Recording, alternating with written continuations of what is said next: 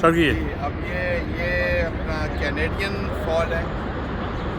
इशारा कीजिए। हाँ, ये वाला जो है ये कनाडा का फॉल है ना। जी। और ये आगा ये वाला कौन सा है? ये यूएस का। ये यूएस का फॉल है, ठीक है उसके पार्ट में आता है। जी।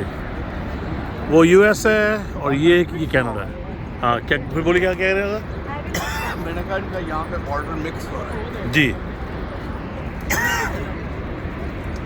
वो पैगाम कोई यादगार चीज़ बोलना चाहेंगे तो यादगार है।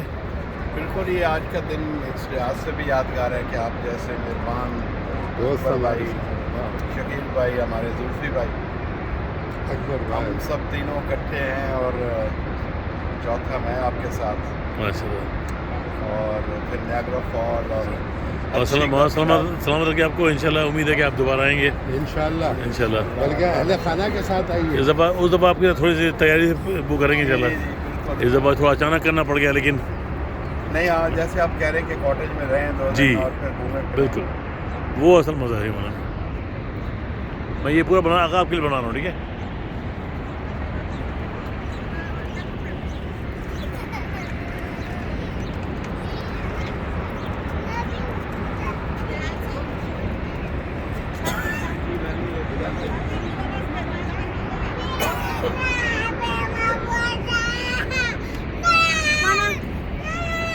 भाई खड़े हो रहे आगा इनको दे आगा। आपको वीडियो बने, कुछ बोलिए।